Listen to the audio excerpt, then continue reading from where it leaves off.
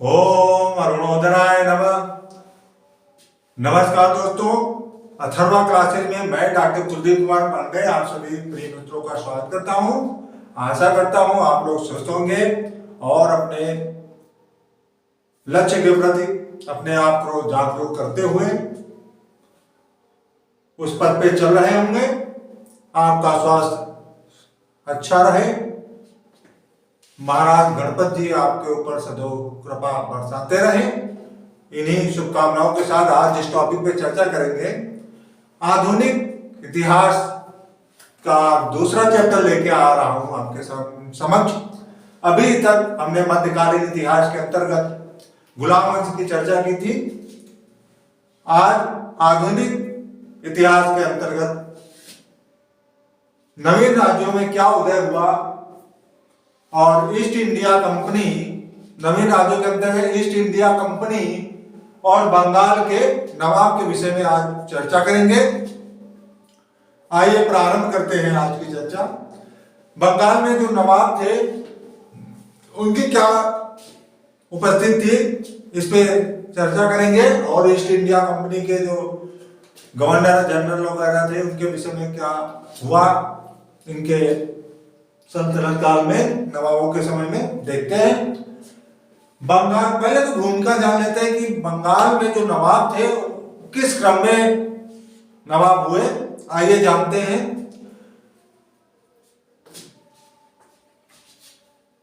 अंग्रेजों ने 1651 ईस्वी में बंगाल में अपनी प्रथम फैक्ट्री स्थापित की थी, ये तो हम जानते ही हैं। शाह शुजा की अनुमति से स्थापित की गई थी यह कंपनी। कब? 1651 ईस्वी में बंगाल में पहली फैक्ट्री लगी। 1651 में बंगाल में प्रथम फैक्ट्री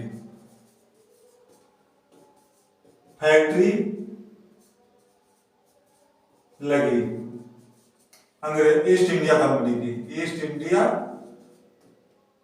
कंपनी की प्रथम फैक्ट्री 1651 ईस्वी में लगी। और इसकी अनुमति किसने दी थी? तो इसकी अनुमति दी थी शाह शुजा ने। शाह शुजा ने इस फैक्ट्री की अनुमति दी थी कि बंगाल में आप जो है फैक्ट्री लगाइए। यह शाह शुजा ने अनुमति दे दी। उसी वर्ष राजवंश की एक महिला का, जिनका नाम था डॉक्टर बॉटन, द्वारा चिकित्सा करने पर उसने अंग्रेजों को 3000 रुपए वार्षिक कर के बदले में बंगाल, बिहार और उड़ीसा को कर से मुक्त कर दिया था। इसके बाद आता है 1698 ईस्वी में सूबेदार आजिम उस शाह ने कंपनी को सुल्तानाती कालिकता एवं गोविंदपुर की जमींदारी दे दी। इसके पश्चात जो है, ये तो हुआ 1651 का कार्यक्रम।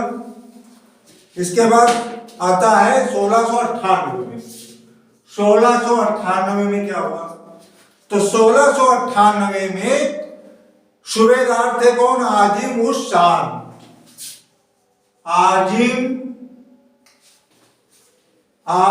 अजीम उस शान, ठीक है ना, सॉरी, अजीम उस शान।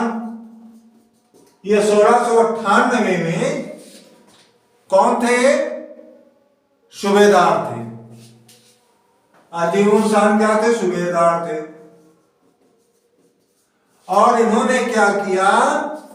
कंपनी को, जो ईस्ट इंडिया कंपनी थी, उसको जो है सुल्तानाती कालिकता और गोविंदपुर की जमींदारी दे दी।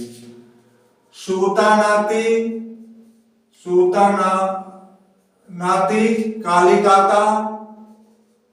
कालिकता, जिसे कलकत्ता कहते हैं, कालिकता एवं गोविंदपुर की, और किसकी? गोविंदपुर की जमींदारी जो है, जमींदारी क्या है? दे दी। कलिकता, ठीक है ना, कलिकता, सुल्तानाती कलिकता और गोविंदपुर की जमींदारी आदिम उस शाह ने जो सूबेदार थे 1698 ईस्वी में इनको दे दी। 1717 ईस्वी में इसी समय में क्या हुआ, 1717 ईस्वी का समय आया ईस्ट इंडिया कंपनी के लिए। तो 1717 ईस्वी के बारे में बता चुका हूं। यहाँ पे फर्रुखसियर थे। कौन थे इस समय यहाँ का सुल्तान? कौन था? फर्रुखसियर।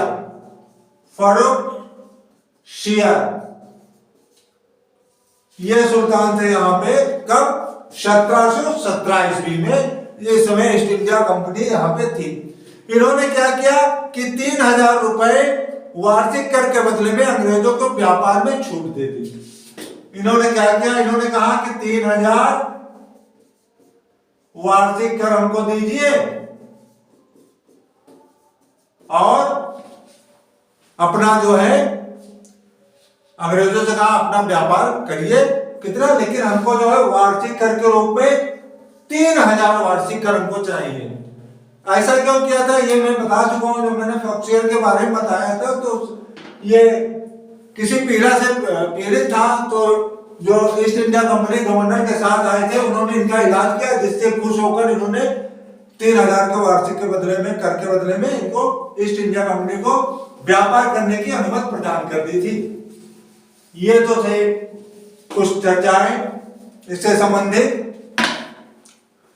अब इसमें आता है बंगाल के नवाब में मुर्शिद कुली खान। ये होते हैं आपके पहले नवाब, जिनका समय जो बताया गया है 1713 से 1727 ईस्वी का समय इनका जो है था। नवाब की गद्दी पर ये आसीन थे। इसके बाद इनके दामाद होते हैं, जिनका नाम था दामाद का सुजाउद्दीन। सुजाउद्दीन जो थे, इन्होंने 1727 ईस्वी से 1739 ईस्वी तक नवाब के पद पर इन्होंने कार्य किया। इसके बाद इसका पुत्र होता है सजाउद्दीन का, जिसका नाम था सरफराज खान। इन्होंने नवाब के पद पर कार्य किया 1739 से 1740 ईस्वी तक इनका कार्यकाल रहा। अब इसके बाद इनके दामाद हो गए मीर कासिम और इधर हो गया अलीवर्दी खान। ठीक है ना?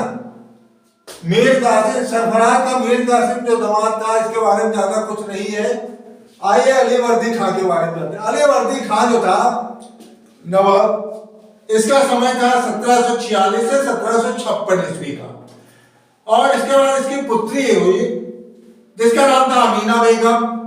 अमीना बेगम के बाद आते हैं सिराजुद्दौला। अमीना बेगम के बारे में ज्यादा कुछ उल्लेख प्राप्त हुआ नहीं, इसलिए केवल इनका नाम ही क्रम दे रहा हूं। इसके बाद सिराजुद्दौला। सिराजुद्दौला को जो समय था 1756 से 1757 ईस्वी का समय इनका आता है। सिराजुद्दौला के पश्चात जो नवाब की गद्दी में आसीन हुआ, उनका नाम था मीर जाफर।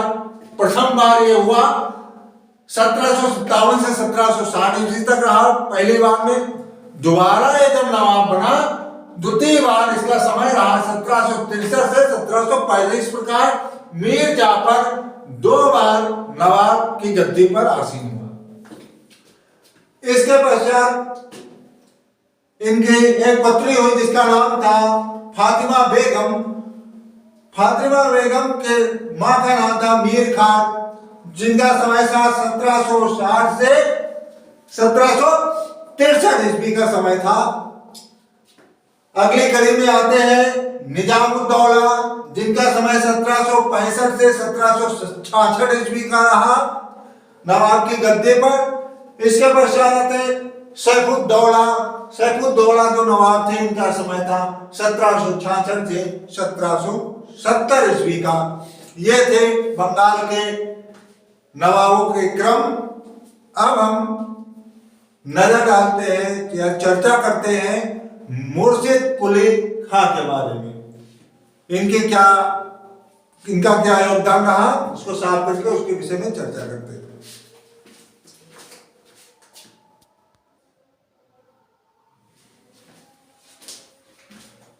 मुर्शिद कुली खां नवाब जो था 1713 से 1727 ईस्वी का समय था। और क्या क्या हुआ इसके समय में देखते हैं। मुर्शिद कुली खां को बंगाल का दीवान बनाया था। किसने? औरंगजेब ने बंगाल का दीवान इसे नियुक्त किया था। मुर्शिद कुली खान बंगाल का सूबेदार बना कब? 1717 ईस्वी में बंगाल का सूबेदार था। वास्तविक शासक जो था ये 1700 ईस्वी से था। ये वास्तविक शासक जब वह दीवान था। एक स्वतंत्र शासक बनने के पश्चात अपनी राजधानी मुर्शिद कुली खान ने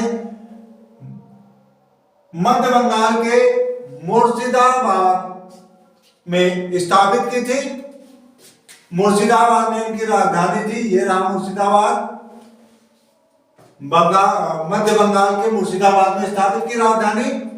मुगल बादशाह को नियमित रूप से राजस्व कर, जिसे कहते हैं राजस्व नजराना की अत्यंत बड़ी रकम चुकता करता था। मुर्शिद कुली खान भेजता था इनको मुगल बादशाह के दरबार में।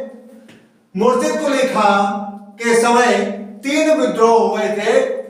प्रथम विद्रोह सीताराम राय, उदय नारायण और गुलाम मोहम्मद ने किया। इसके पश्चात सुजात खान ने विद्रोह किया एवं अंतिम विद्रोह जो हुआ वो नजात खान ने किया था। अंतिम विद्रोह मुर्शिद कुली खान ने नए भू राजस्व बंदोबस्त किया, जिसके तहत इन्होंने क्या किया? नए भू राजस्व बंदोबस्त के तहत जागीर भूमि के एक बड़े भाग को बना दिया, जिसका नाम खालसा भूमि रखा। खालसा भूमि क्या थी? जागीर भूमि के बड़े भाग को बना दिया खालसा भूमि। इजारा व्यवस्था इन्होंने प्रारंभ की।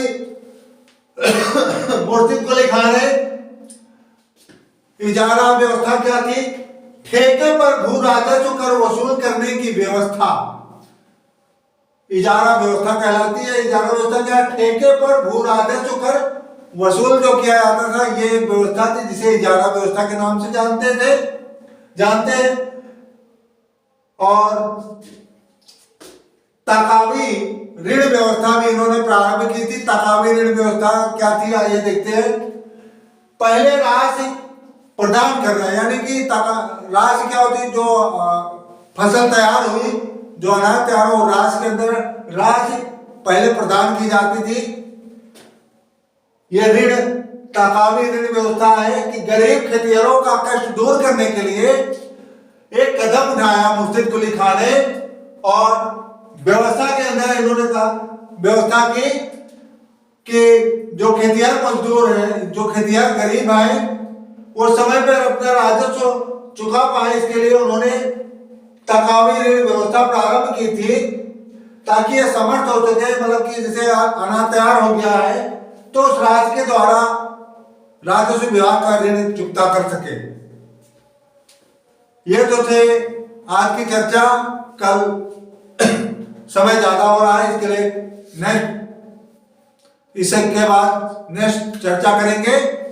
नवीन इसी के अंतर्गत इस मुर्शिद कुली खान के पश्चात शुजाउद्दीन, सरफराज खान, अलीवर्दी खान, सिराजुद्दौला क्रम से चर्चा करेंगे। अब आज का जो चर्चा का समय है यही तक है। कल हम इसके आगे की चर्चा नेक्स्ट वीडियो के माध्यम से आपके समक्ष प्रस्तुत करेंगे। नमस्कार दोस्तों, धन्यवाद। कल फिर मुलाकात होगी।